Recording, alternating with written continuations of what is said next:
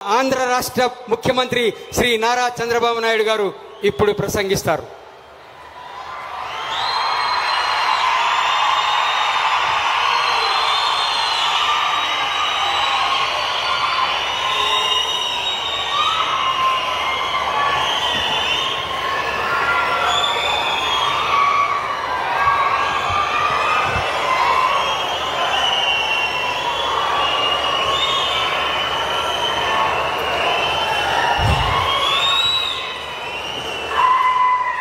స్థానిక శాసనసభ్యులు గౌరవనీయులు శ్యాంబాబు గారు,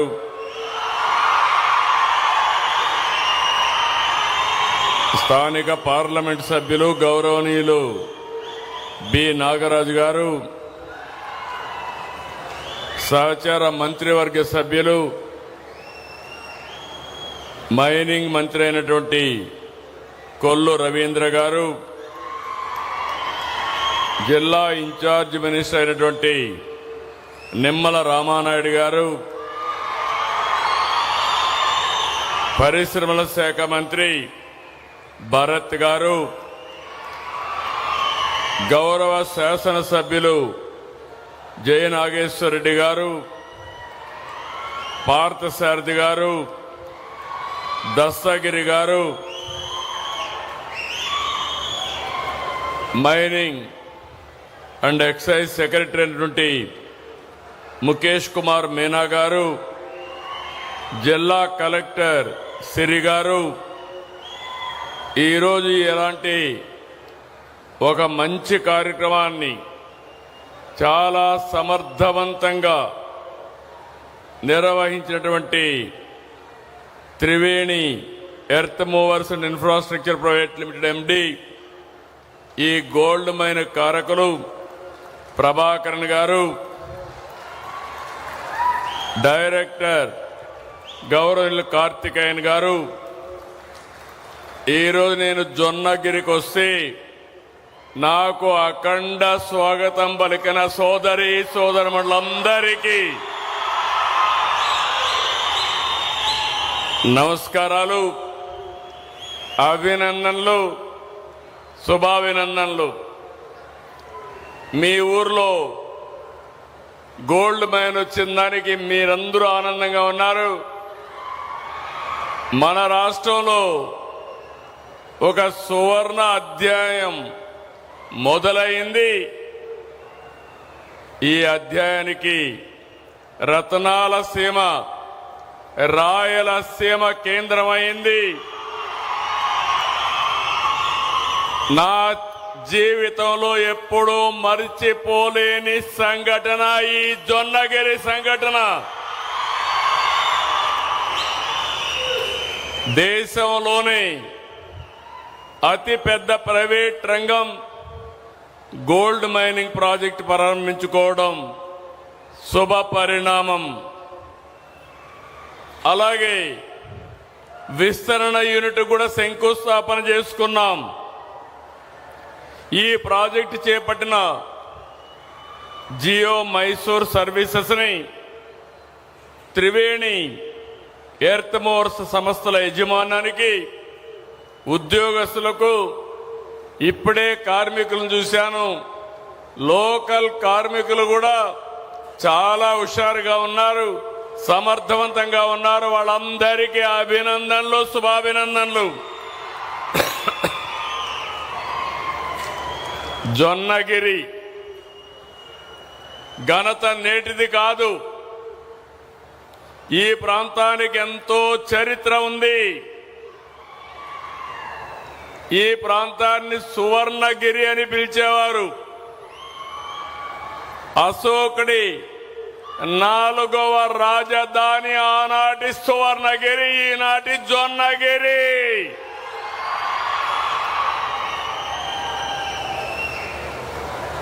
వందల సంవత్సరాల క్రితమే ఈ ప్రాంతం బంగారు రత్నాలతో నిండింది. ఇక్కడ దగ్గరలో లభించిన అశోకుడి ఎర్రగుడి శాసనాలు ఈ ప్రాంతం యొక్క వైభవాన్ని చాటి చెప్తున్నాయి. అవునా కాదా తమ్ముళ్ళు అని మిమ్మల్ని అడుగుతున్నా.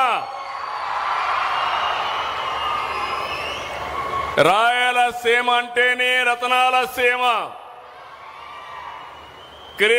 శ్రీకృష్ణదేవరాయల కాలంలో సీమలో రతనాలు రాసులుగా పోసి అమ్మేవారు. ప్రపంచానికి కోహినూర్ డైమండ్ కూడా అందించింది మన రాష్ట్రం నుంచి. మీరందరూ గుర్తుపెట్టుకోవాలి.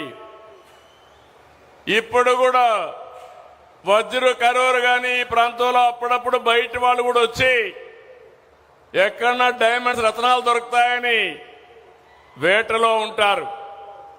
అంటే అది మన చరిత్ర. కాలక్రమేణా రాయలసీమ ఎడారిగా మారే పరిస్థితులు వచ్చాయి. ఈరోజు గర్వంగా చెప్పగలుగుతున్నాను, సాగునీటి ప్రాజెక్టులను పూర్తి చేసి రాయలసీమను కాపాడాలనే ఆలోచన వచ్చిన ఏకైక వ్యక్తి నందమూరి తారక రామారావు గారు.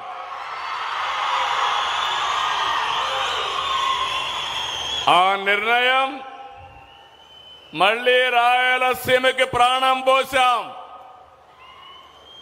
ఇప్పుడు గోల్డ్ మైనింగ్ పూర్వ వైభవానికి ప్రారంభం. నేను అడుగుతున్నా మిమ్మల్ని అందరినీ, జొన్నగిరి పేరే పెట్టుకుందామా? మళ్ళీ పాత పేరు స్వర్ణగిరి పేరు పెట్టుకుందామా తమ్ముళ్ళు అని మిమ్మల్ని అడుగుతున్నా. నాకు అప్పుడప్పుడు దూరదృష్టితో కొన్ని ఆలోచిస్తాం. దాన్నే ఓసారి ఇంట్యూషన్ అంటారు. ఈరోజు ప్రధానమంత్రి గారు వికసిత్ భారత్ 2047 అంటే 2047కి భారతదేశాన్ని అభివృద్ధి చెందిన దేశంగా తయారు చేయాలని ప్రధానమంత్రి గారి కల, అది వారి ప్రణాళిక.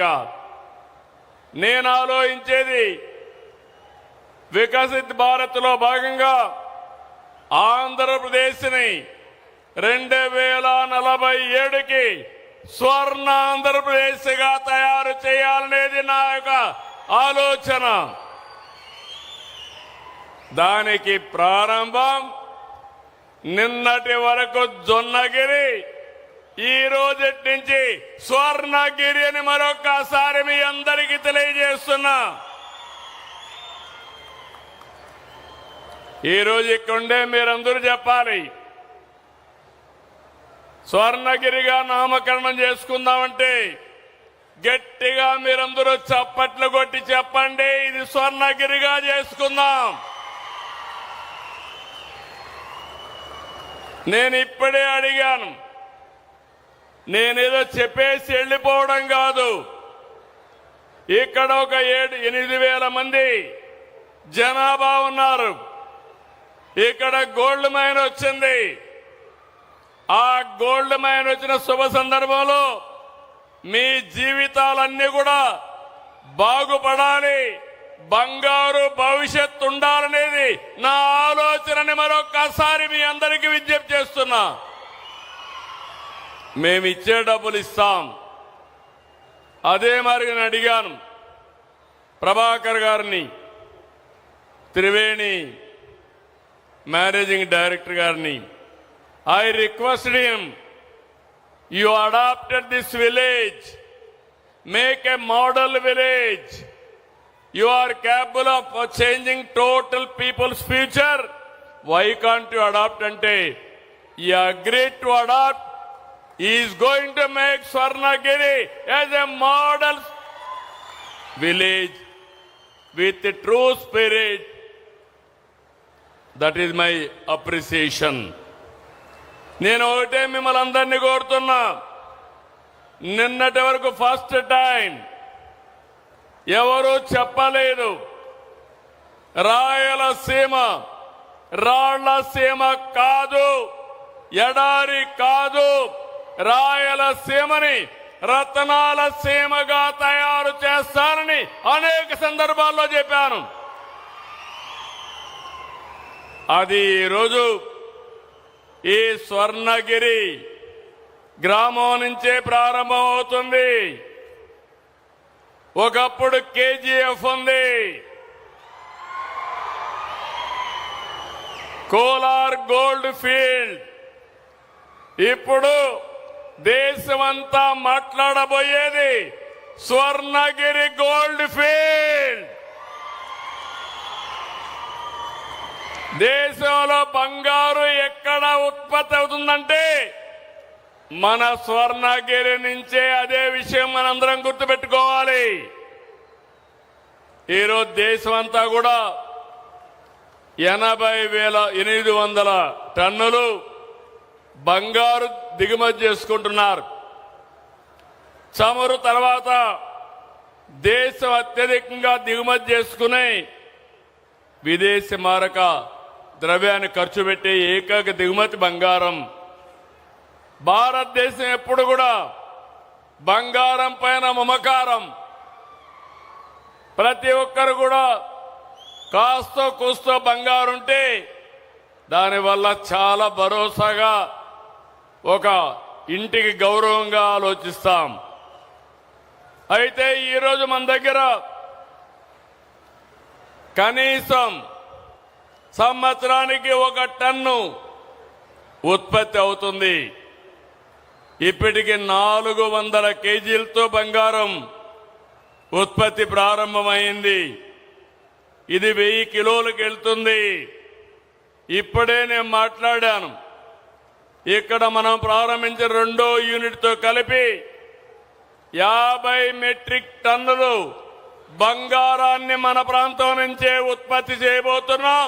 ఇది ఒక చరిత్రని మీ అందరికీ విజ్ఞప్తి చేస్తున్నా. దీనివల్ల ఇప్పటికే ఒక 800 మందికి ఉద్యోగాలు ఇచ్చారు. తొందరలోనే 1500కు పెంచుతారు.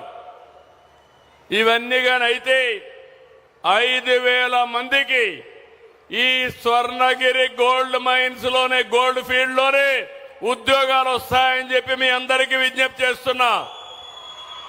రెండోది పత్తికొండ. నేను ఎప్పుడు కూడా ఇష్టపడే నియోజకవర్గం.